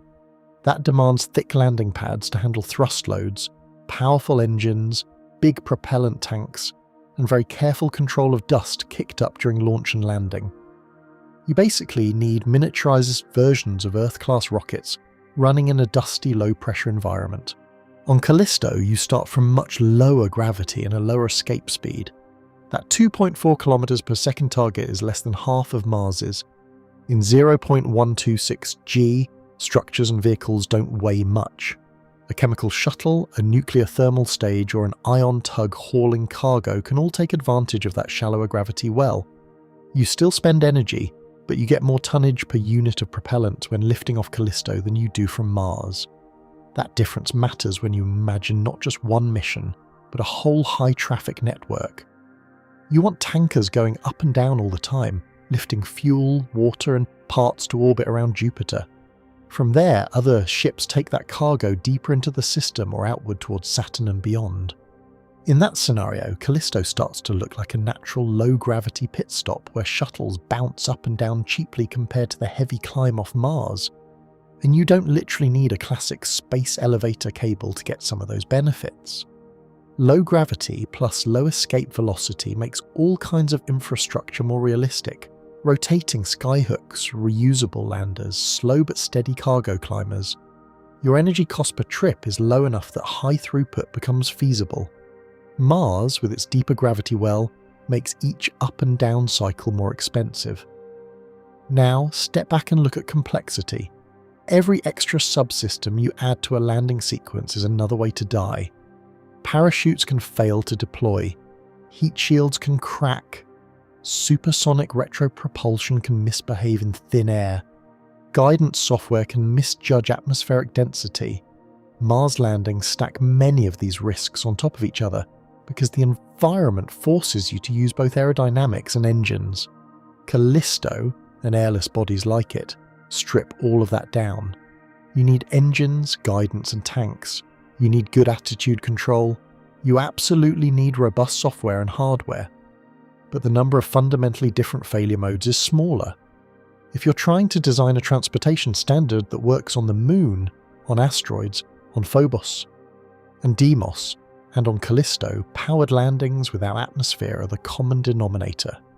You invest hard in one architecture and you use it everywhere. Mars pushes you to design special complex entry systems just for worlds with tricky thin air. Callisto pushes you to perfect engine-driven EDL you can reuse on many bodies. For a long-term multi-world civilization, that consistency is a big advantage. So the landing and launch story comes out like this. Mars is closer, but every big delivery is a new high-wire act through thin air. Callisto's farther, but every delivery and launch is a clean vacuum operation you can standardize. One is easier to reach but messy to operate. The other is harder to reach but easier to integrate into a broad reusable spaceflight system. But even if you solve landings and launches, you still need one more thing for any serious base, continuous, reliable power. And here the contrast gets sharper again. Mars sits in decent sunlight and can lean on big solar farms with some help from nuclear. Callisto is deep in the dark, almost forcing you to go full nuclear from day one. So the next question is simple and brutal. Do you want your future civilization trained on cheap sunlight, or trained on the kind of high-power reactors you need to run the outer solar system? How do you actually keep a city running in a place where the sun is either weak or basically useless? Let's start with the basic sunlight numbers, because that sets everything else. At Earth's distance, 1 astronomical unit, you get the full reference level of solar energy. Move out to Mars at about 1.5 astronomical units, and the sunlight gets weaker. It drops with the square of the distance, so at Mars you're down to roughly 44% of the light per square meter that you get at Earth. That's still decent. If a solar farm near Earth gives you 1 megawatt, the same farm on Mars with the same panels and pointing gives you around 440 kilowatts. Now go all the way out to Jupiter's distance, about 5.2 astronomical units, where Callisto lives. Again, brightness drops with the square of distance. By that point you're down to roughly 3.7% of Earth's sunlight, which is about 1/27. So that same panel area that made 1 megawatt near Earth, and maybe 440 kilowatts on Mars, would only give you around 160 to 170 kilowatts at Callisto. That means if you want the same 1 megawatt out at Callisto using the same technology, you need around 27 times the panel area. Scale that up, and it gets ugly fast. A 10 megawatt solar farm at Earth becomes a monster at Callisto, spreading across huge areas, with all the structure, cleaning and maintenance that implies, in deep cold and low gravity. Between Earth and Mars, you already have to scale area up by about a factor of 2 or 3 to compensate for weaker light and some real-world inefficiencies. That's fine. Between Earth and Callisto, you're pushing past a factor of 25. That's not just bigger array, that's a different philosophy. You either accept giant, fragile farms in a harsh environment, or you admit solar is no longer your primary option. On Mars, that argument can still go either way. The sunlight is weaker, but not terrible. You can build big arrays, tilt them, clean them with robots or electrostatic systems, and back them up with a few compact nuclear reactors for night, dust storms, and emergencies. You can picture settlements where roofs are solar, nearby plains are solar, and nuclear is the safety net. On Callisto, the math doesn't treat solar as a main dish. It treats solar as a side dish. You can still use it for small outposts, sensors, backup systems, but for a serious industrial base, solar becomes too large and too fragile for the power you get back.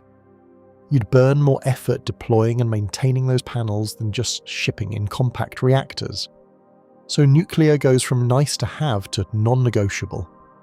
On Callisto, nuclear is the default. You deploy fission reactors, at first the same kind of compact units we already designed for remote bases and submarines on Earth, then more advanced systems if fusion ever matures. The huge advantage is Callisto's environment itself. You have almost unlimited water ice for coolant and for radiation shielding. You can bury the reactors deep, surround them with ice and rock, route heat out through controlled channels, and keep your habitat shielded. Once you mentally flip that switch and accept we are a nuclear-powered settlement, Callisto's distance from the sun stops being a block and becomes just a boundary condition. You stop chasing the sun and start standardizing high-power reactors that can run for years or decades per core. That's exactly the kind of tech stack you want if your long-term plan includes Saturn, Uranus, Neptune, and maybe even interstellar probes. No one is running a Neptune base on solar panels. There's also a more speculative layer that only exists in a place like the Jupiter system. Jupiter has a huge magnetic field and a lot of moving conductive plasma. That opens the door to advanced concepts like electrodynamic tethers, long conductive cables dragging through the magnetic field to generate power or to exchange orbital energy. You can, in theory, harvest electrical power directly from motion in the magnetosphere. On top of that, you can imagine beamed power networks, big reactors or solar stations in safer orbit sending energy to outposts via microwaves or lasers. Those ideas are not trivial. They're high-tech, high-risk projects. But they only start to make sense once you commit to being in the Jovian system for the long haul. Mars doesn't give you any of that. It's a quiet rock with a weak field. You get sunlight and whatever reactors you bring. There is no giant planetary engine in the background. Now think about power per kilogram of stuff you ship from Earth. If you send 1 kilogram of solar panel to Mars, it gives you some output that's still decent, and it works well with local conditions. If you send the same panel to Callisto, its output is crushed by that 1/27 sunlight factor. To get real power, you'd have to send so many panels that the shipping cost and the deployment effort go through the roof. A kilogram of reactor core, on the other hand, holds a fixed amount of nuclear fuel. Its power potential does not care how far you are from the sun. At Callisto, that kilogram is actually more valuable because there's no sunlight to compete with it. Once a reactor is on site, it can run for years or decades, with only occasional fuel shipments or with design lifetimes that cover entire human careers. So the deeper your industry goes, the more Callisto pushes you toward high-density power sources. Massive propellant production from ice, big shipyards, heavy mining, deep ice drilling, all of that wants megawatts to gigawatts of continuous power. Try to do that with solar in the outer system, and you bury yourself in panels and support structures. Do it with nuclear, and the footprint stays compact and scalable. That push is not just about one moon. A civilization that builds Callisto-scale infrastructure has to get good at radiation shielding, reactor safety, heat rejection in cold vacuum, and high-voltage transmission across low-gravity terrain. Those skills don't stay local. They spill out into everything else you do in space. Reactor-powered transfer ships, powered bases on dark moons, deep space communication arrays, even interstellar precursor probes. Mars lets you stretch what we already do with solar and add some reactors on top.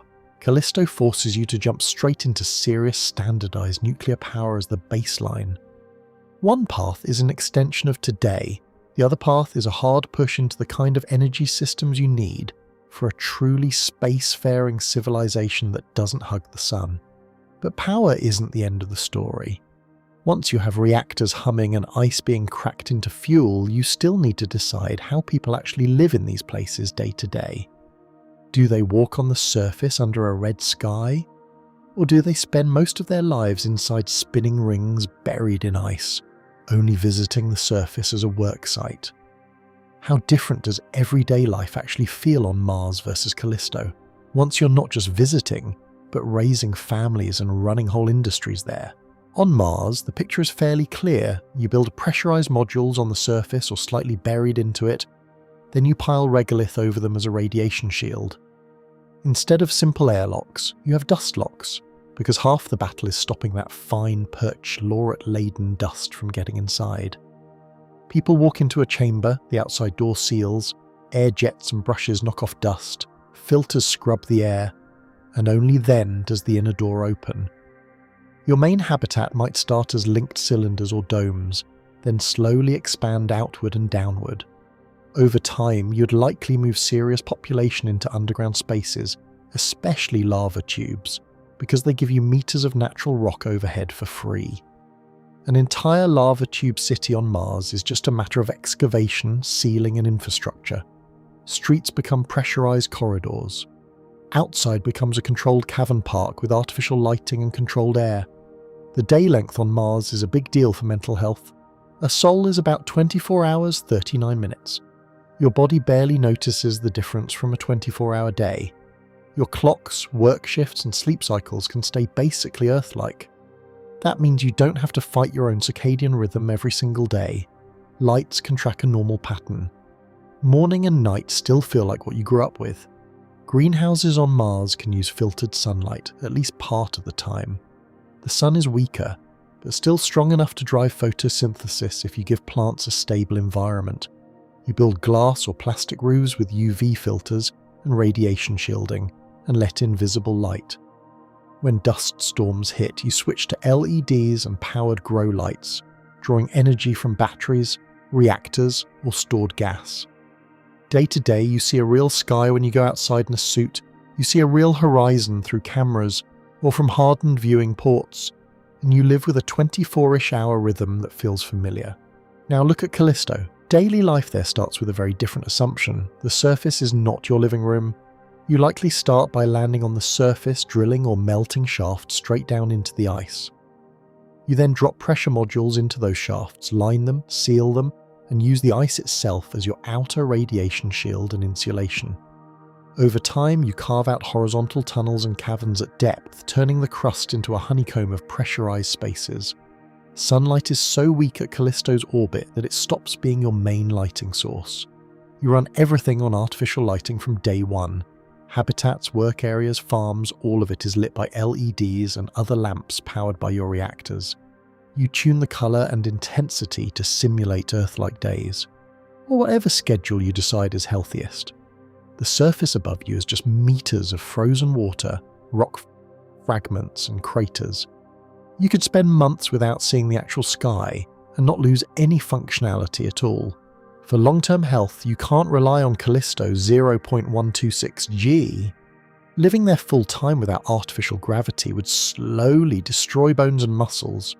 So you build rotating sections inside your habitat complex. Some parts of the structure spin to provide 1 G at the rim, or maybe some optimized value if medicine says a bit less is enough. People sleep, exercise, and spend part of every day in those spinning rings. The rest of the time, they work in low-gravity tunnels, labs, and machine halls carved into the ice. So a Callisto city looks less like a surface town and more like a cluster of spaceships embedded in a glacier. Pressure hulls, corridors, and rotating habitats are all integrated into an ice and rock shell. Elevators run up to surface access points, where you go out in low-gravity suits for specific tasks, then come back down into the protected core. Everyday life is ship life, just anchored to a moon instead of drifting in orbit. Both worlds, though, face the same basic constraint for food and air. You need extremely efficient closed-loop systems. You don't get endless fresh air or soil, you run hydroponics or aeroponics, you recycle water aggressively, You treat every gram of nitrogen, phosphorus, and trace element as precious. On Mars, you get some help and some illusions, you have a bit more ambient warmth, you have more sunlight, and you can imagine big glass greenhouses under protective domes. You could let in daylight through filtered roofs and supplement it with artificial light when the storms roll in. But even there, you have to shield plants from UV, cosmic rays, and temperature swings. Dust storms can drop light levels so much that you end up relying on LEDs anyway during bad seasons. On Callisto, you skip the illusion entirely. Outside is vacuum and deep cold. There is no useful natural light to speak of. Every farm is an indoor farm, fully artificial, from light to temperature to atmosphere. That sounds harsher, but it forces you to perfect exactly the kind of closed ecosystems you need for starships and free space habitats. Water, nutrients, and gases cycle in tight loops. The outside environment doesn't help you at all, so you don't build systems that depend on it. That's the mental difference. Mars tempts you with the long-term dream of terraforming, a far-future idea where the whole planet might one day have thicker air, liquid water, and outdoor forests.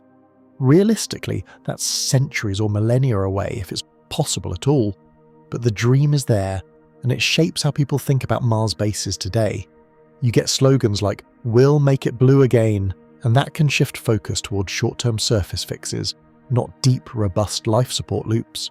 Callisto doesn't give you that story. No one talks seriously about terraforming an icy moon that far out, under that sunlight. You treat the outside as permanent vacuum.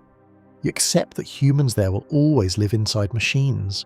So you invest hard in those machines, in closed-loop agriculture, in recycling systems that don't rely on any maybe someday planetary change. That tech is exactly what you need if you want rotating habitats in orbit, huge O'Neill cylinders, or interplanetary ships that stay out for years. Then there's the psychological environment. Early on, Mars wins here. You step outside in a suit and you see a sky. Even if it's thin and pale, you see a bright sun, you see a horizon that looks like a cold desert on Earth. You can point at features like Olympus Mons or distant hills and say, "That's over there." The day-night cycle lines up close to what your body expects. All of that makes Mars feel like a real place in your brain. Callisto's surface is different. The sun is tiny and faint. The landscape is dense with craters and ice. Jupiter hangs in the sky as a massive disk when visible, but most of the time you'd only see that through cameras, because you're living underground. Walking outside in 0.126 G, on a field of rough ice and rock with a black sky and a distant sun, would drive home how far from Earth you really are. Human psychology probably favours Mars at the start. It's easier to sell people on living under a red sky and a familiar day length than on living inside spinning ice caverns in the dark. But here's the catch. On both worlds, once you reach serious population sizes, most of your life moves indoors anyway. People will spend the vast majority of their time in controlled artificial environments. Parks are indoors. Work is indoors. Play is indoors. The outside becomes something you visit, not where you live. Once that shift happens, the outside view stops being the main factor. What matters more is how safe, spacious, and well-designed your habitats are. Whether your kids grow up in a Martian lava tube or a Callisto ice cavern, they're growing up in pressurized corridors, under artificial lights, with machinery humming in the walls. They're not people of the sky, they're people of the habitat. And that brings up the next hard question. Once you accept that life on either world is basically life inside machines, which location actually makes more sense when you start talking about cost, trade, and strategy for an entire spacefaring civilization, not just one heroic outpost? What is the actual payoff for going to these places? Are you building a cool outpost for bragging rights? Or are you wiring up a real space economy? Look at Mars first as a market. It's close enough to Earth that you can at least talk about trade with a straight face. Launch windows every roughly 26 months, transfer times around 8 to 9 months one way, so yes, it's slow, but it's still in the range where you can send cargo, wait, and see a return in a human career. That makes Mars feel like a distant colony across a big ocean, not an unreachable frontier. What do you actually export from a place like that? At the start, science data is the obvious one. High-resolution geology, atmosphere studies, seismology. All the raw data that universities and agencies pay for. That's soft economic value, but it counts. Later you can imagine rare isotopes, certain materials processed under low gravity or low pressure, or high-value manufactured components that benefit from Mars conditions, like very large, very precise structures built in lower gravity. You might build microgravity manufacturing modules in Mars orbit, or on Mars's small moons, Phobos and Deimos, and ship small, high-value products back to Earth. The same launch windows that let you send crews every couple of years also let you move freight, slowly but steadily. You won't be shipping bulk commodities like iron ore back to Earth. That will never make sense. But specialized items, intellectual property, design, software, those can absolutely flow. So Mars fits into your mental model as a frontier market. People go there, build a population, develop local industry around supporting themselves, export some high-value goods and data, import complex equipment and luxury items. It's not cheap, it's not fast, but it's a two-way connection you can picture, because the distances and timescales are still barely inside what we'd call trade. Now switch to Callisto, and that picture breaks immediately if you try to use it unchanged. Callisto sits at about 5.2 astronomical units, with Callisto itself orbiting Jupiter at around 1.88 million kilometers, about 1.17 million miles from the planet. That's so far from Earth in energy and time that hauling bulk ore or water all the way back toward the inner solar system is basically a non-starter. The shipping costs kill the deal. You're not going to build a mining operation there and then send raw material home like some sci-fi gold rush. So Callisto's role is not mine and export to Earth. It's turn local resources into the infrastructure that makes everything beyond Jupiter viable. It's a node, not a quarry. Think about what that node actually does. First, it's a propellant depot. You have that massive water inventory locked in ice. You crack water into hydrogen and oxygen at scale. You liquefy them, store them, and build giant propellant depots in orbit around Callisto and maybe in other nearby orbits. Now, any ship moving from the inner solar system out to Saturn, Uranus, or beyond can refuel there instead of carrying all its propellant from Earth. That shrinks the size and cost of interplanetary vehicles and lets you move much larger payloads. Second, Callisto becomes a repair and construction yard for big spacecraft that never go back down into deep planetary gravity wells. You assemble long-range ships, nuclear tugs, huge telescopes, and deep space probes there.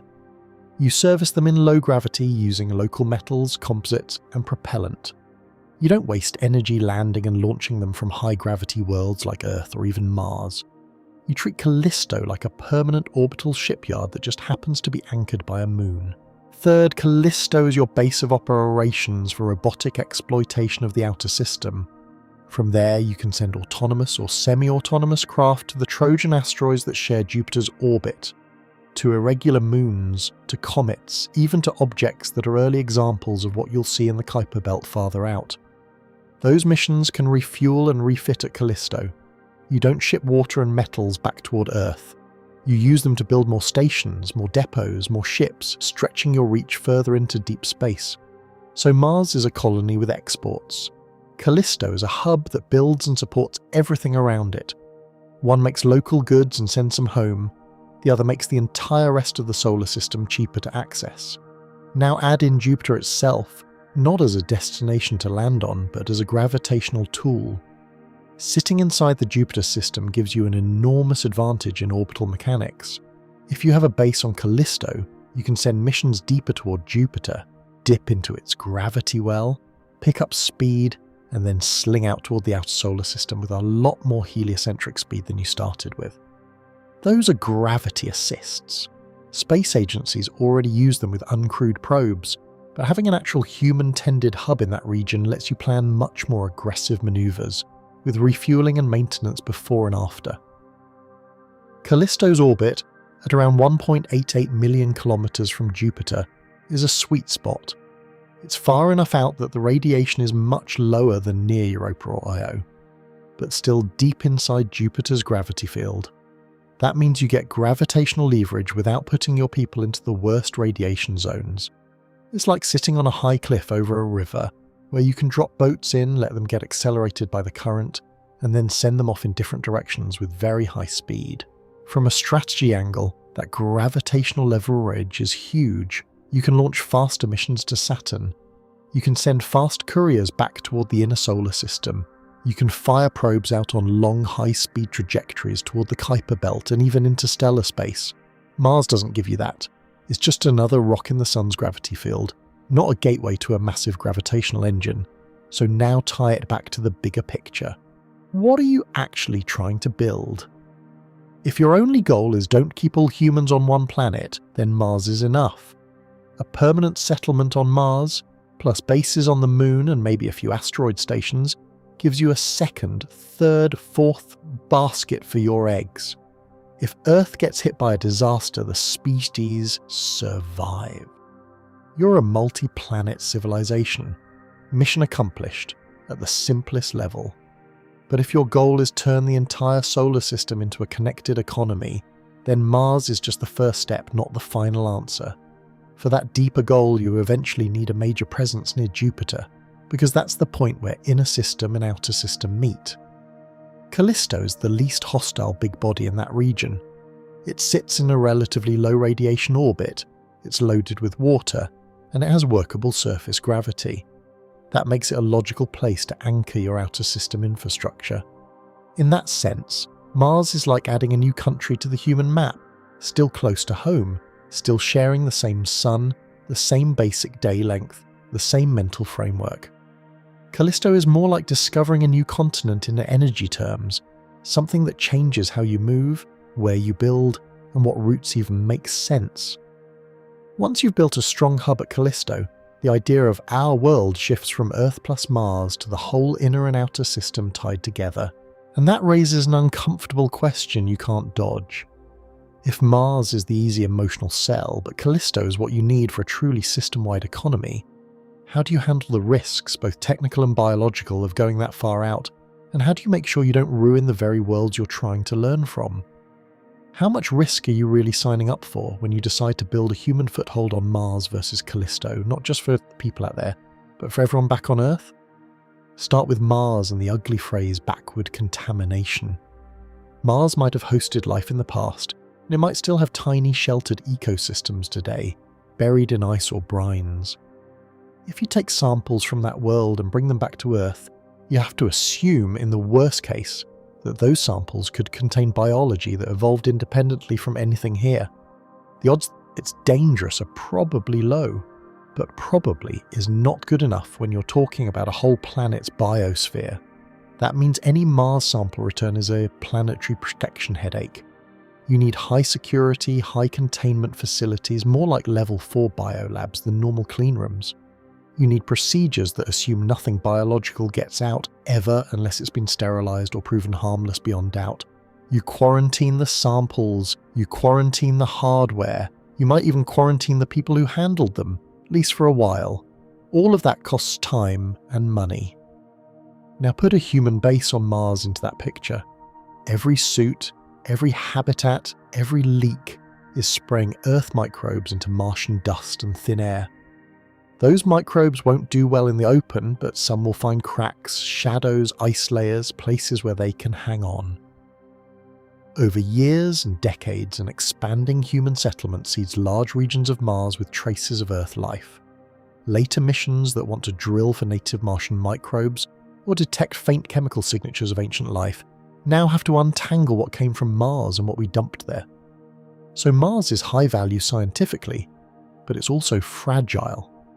The more we live there, the harder it becomes to get a clean answer to the question, did life ever start here on its own?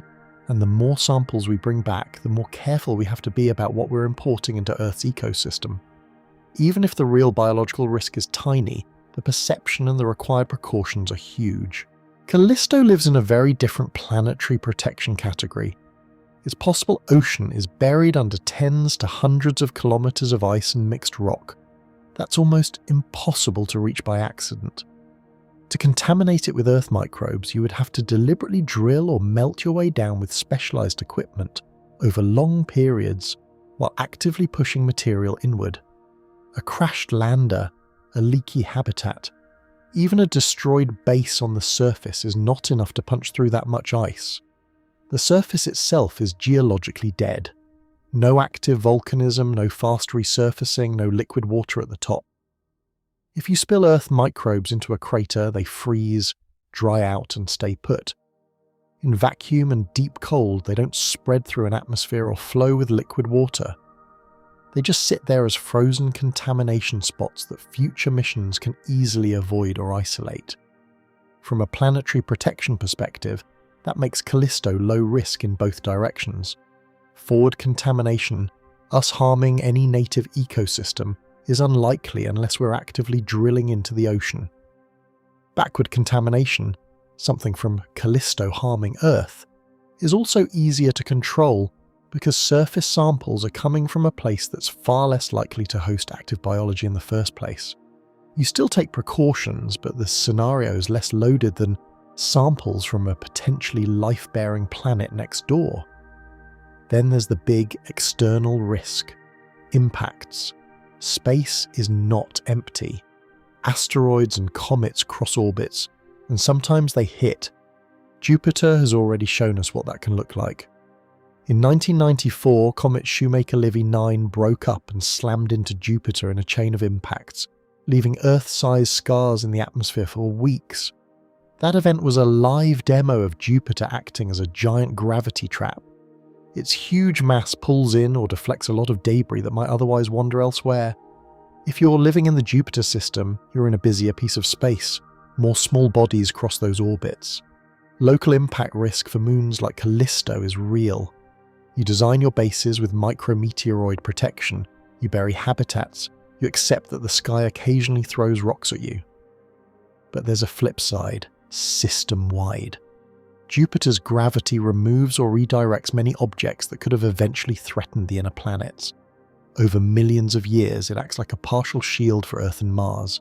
For a long-term civilization, that matters. The overall risk of a truly catastrophic planet-wide impact on Earth might be lower because Jupiter is there.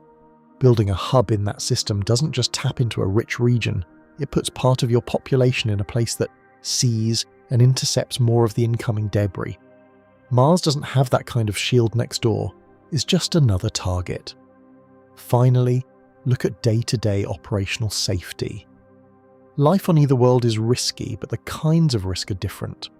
On Mars, operations always interact with atmosphere and dust. Entry, descent, and landing involve high-speed atmospheric flight, shock heating, parachutes, and engine burns. A failure in any one of those stages can destroy a mission. On the surface, dust storms can choke intakes, cover solar panels, erode seals, and cut visibility. The thin air complicates cooling systems, the temperature swings stress structures, and the perchlorates in the soil add chemical hazards on top. On Callisto, operations are pure space operations plus deep cold. Entry and landing are powered all the way, no parachutes, no aerobraking. Your main failure modes are engine failures, guidance errors, or tanks and valves misbehaving in vacuum. On the surface, your problems are keeping heat in where you want it, getting rid of waste heat through radiators that only see deep space, and making sure your pressure holes hold in a low-gravity environment. Neither environment is safe, but one is more chaotic. Mars adds weather, dust, and a thin, variable atmosphere to every flight and every surface mission. Callisto strips that away. You deal with vacuum and cold in a way we already understand from decades of lunar and orbital work. If a radiator fails on Callisto, you see a slow, predictable temperature drift that you can monitor and respond to. If a parachute fails on Mars during descent, you have seconds before impact. From a systems engineering perspective, that difference matters. Callisto's failure modes are easier to model and simulate. They're closer to problems we've already dealt with in space. Mars keeps adding layers of complexity from its almost helpful but not quite atmosphere, and every new subsystem you add to cope with that is another way the chain can break. So you end up with a strange conclusion. the place that feels closer and friendlier Mars might actually be the more complicated safety problem in the long run. The place that feels remote and alien, Callisto, might give you a cleaner, more controllable risk profile once you're there, even if the trip to get there is brutal. But even if you buy that, there's one more question you can't avoid. When can you realistically do any of this? Mars looks like a this-century project. Callisto looks like something out of the next era entirely. So the final tension is simple and sharp. Do you build a Mars program that dead ends in the inner system? Or do you design it from day one to be a stepping stone toward Callisto-class missions in the outer dark? How far can you actually push with the tech you'll have this century? And where does Mars stop being a bold move and start becoming a comfort zone? Right now, with current rockets and what's realistically on the drawing boards, a human base on Mars this century is not fantasy, it's engineering. We already have heavy lift launchers flying or in test. We know how to build pressurized modules that keep people alive for months, thanks to stations like the ISS. We have serious work underway on in-situ propellant production, taking Martian CO2 and water ice and turning them into methane and oxygen. Put that all together and you get a fairly clear roadmap. In the 2030s to 2050s, you send cargo first, then cruise, then you scale up. You're not inventing magic, you're extending what you already do in orbit. Life support is still ISS class, just tougher and more closed loop. Propulsion is still mostly chemical, just in bigger, better ships designed for 2 to 3 year missions instead of 6 months.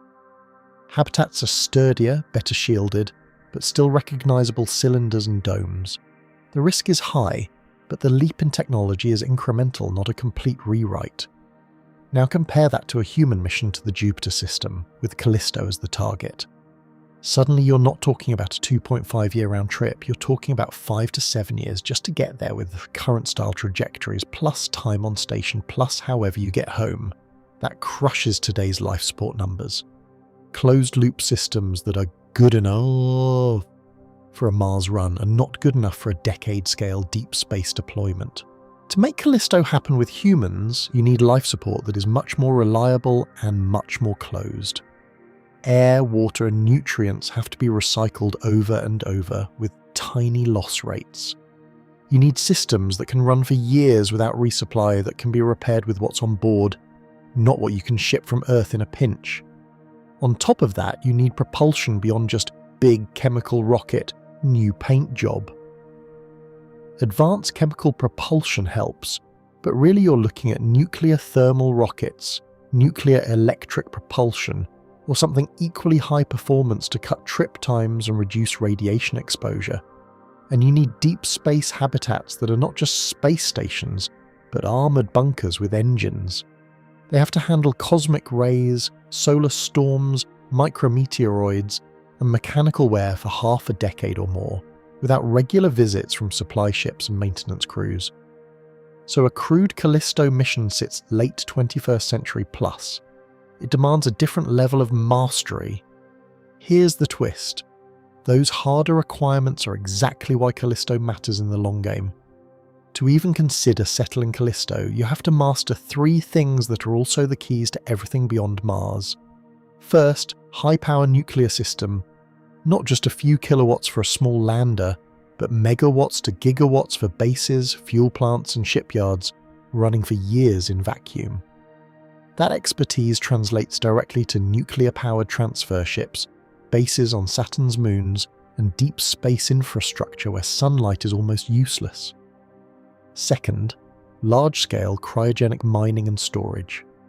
At Callisto, you're cutting into ice, melting, handling, and storing enormous quantities of water, hydrogen, and oxygen at very low temperatures for long periods.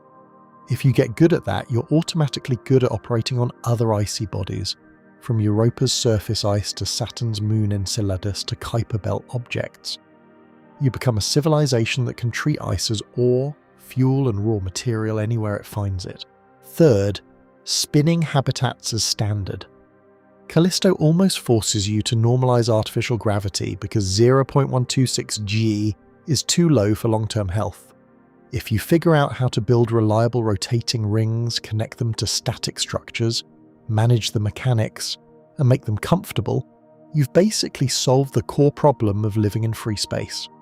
That unlocks massive orbital colonies, rotating stations around many worlds, and deep space ships where crews aren't slowly falling apart.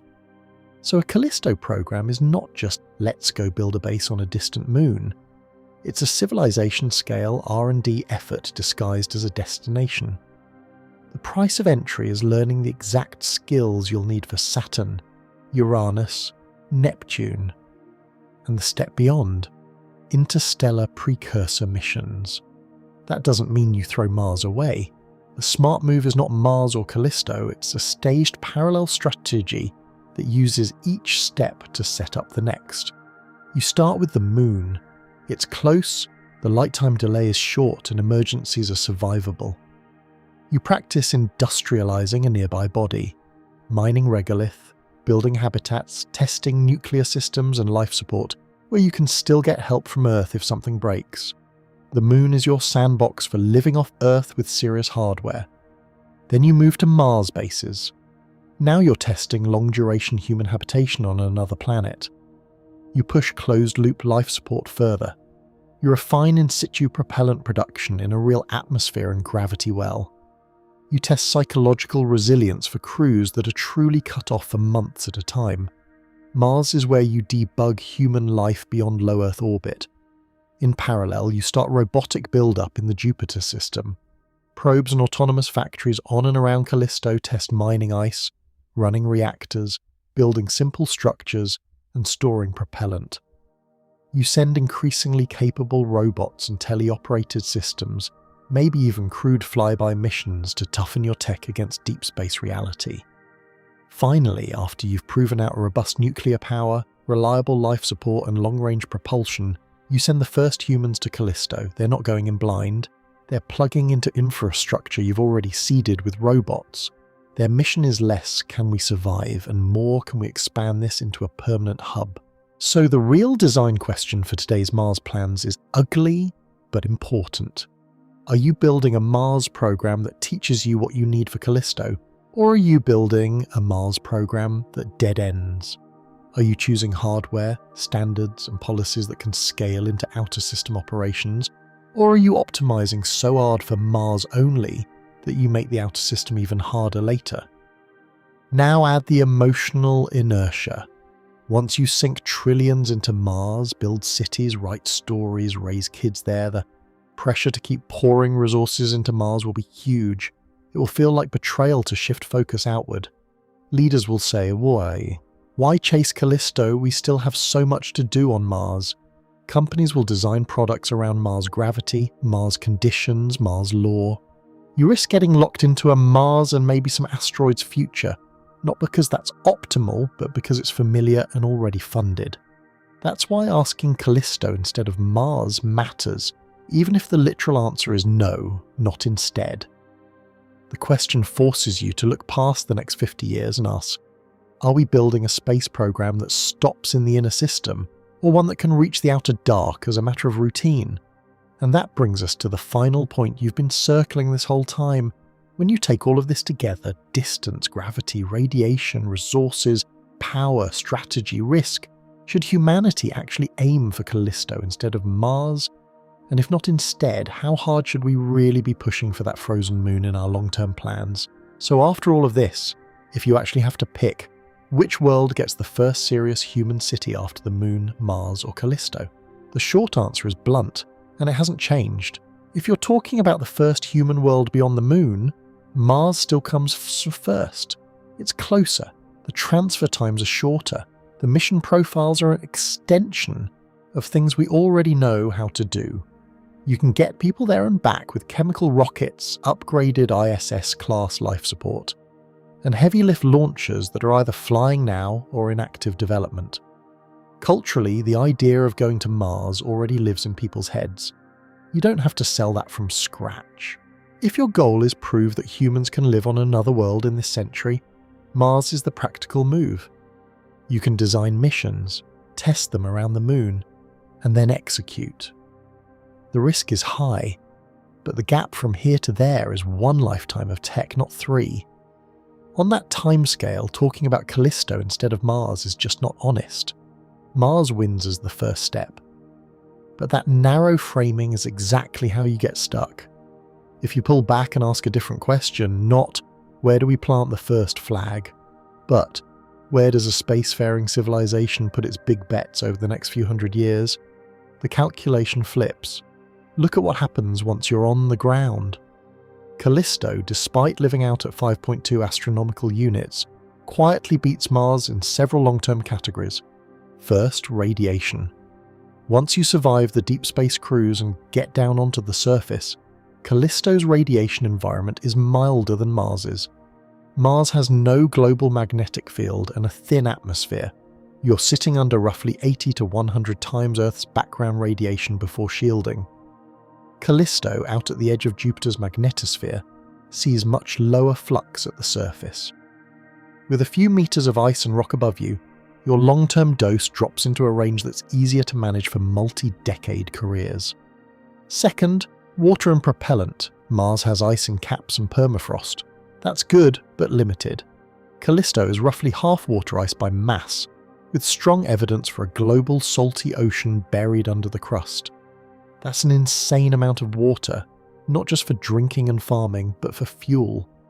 Crack that water into hydrogen and oxygen at scale, and you're sitting on a chemical energy reserve big enough to support fleets of ships moving around the outer solar system. Third, gravity and logistics. Mars sits at about 0.38 Gs with an escape speed around 5.0 kilometers per second. Callisto sits at about 0.126 Gs with escape speed around 2.4 kilometers per second. Once you have infrastructure in the Jupiter system, every kilogram you launch from Callisto into space costs you less delta V than launching from Mars. That's exactly what you want if your base is meant to be a shipyard and fuel depot, not just a place where people hide in domes and grow potatoes. So the way to say it is simple. Mars is how you learn to leave Earth. Callisto's how you learn to live in space itself. And that's how you should frame it to the people who will actually live with the consequences. You're not really asking where should the first colony be. That decision is basically done. Moon first, then Mars. The more important question is, what's the template for humanity beyond Earth? If you stop at Mars mentally, you bias everything toward planets with atmospheres, moderate gravity, and maybe one day we'll terraform this thinking. You standardize hardware around 0.38 G, thin air landings, dust, and surface towns. You get used to the idea that the default human home is a planet with a sky, and everything else is secondary. If you deliberately aim for Callisto later, you bias your systems in a different direction, towards stations, ships, and ice worlds. You standardize spinning habitats, you standardize nuclear power, you standardize mining and processing ice in vacuum. You treat moons and free spacey platforms as equal citizens in your architecture, not just as support equipment for real planetary colonies. That matches the actual statistics of the solar system, which is dominated by small bodies, ice and vacuum, not Earth clones. So the trade is stark. Mars sets a template where real life keeps happening at the bottom of gravity wells.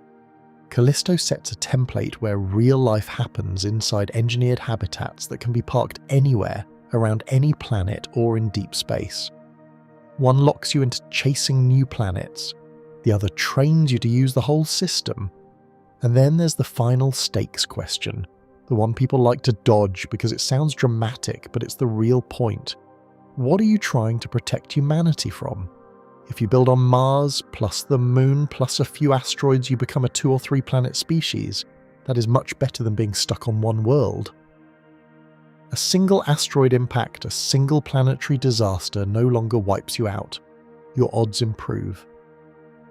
In risk terms, you go from one point of failure to a few points of failure. If you push out to Callisto and beyond, you become a solar system species. You plug into Jupiter's gravity, Saturn's moons, icy bodies far beyond Mars. You have infrastructure scattered across multiple orbits, multiple gravity wells, multiple energy sources. You're running reactors in the dark, habitats in free space, and shipyards on ice, farms in radiation-shielded rings. At that point, Wiping out humanity means wiping out a network spread across billions of kilometers. Nature struggles to do that. So does anything else. That's the real gap. Stopping at Mars gives you better odds. Adding Callisto and the outer system pushes those odds toward the functionally impossible to remove us without tearing apart the whole system. So should we go to Callisto instead of Mars? For the first foothold beyond the moon, no. Mars is the right first target. It's reachable, it's teachable, and it fits inside this century's capabilities. But if you don't aim beyond Mars, if you never build the tech and the mindset needed for a Callisto-class base, then your long-term plan is too small. You'll get a heroic outpost, maybe even a thriving second world, but you'll leave most of the solar system's real leverage on the table. The correct version of the answer sounds like this. Go to Mars first, absolutely, but design everything about that program so it can eventually feed into Callisto and the outer system. Because Mars is the first rung on the ladder, Callisto's the moment you stop climbing one planet at a time and start owning the whole structure. And the uncomfortable follow-up you should keep in your head is simple. When your grandchildren look back at this era, will they say they got us to Mars, or will they say they set us up to take the entire solar system? This video is for educational or entertainment purposes only, and information provided in the video may be incorrect. Like the video and subscribe to the channel for more such amazing videos.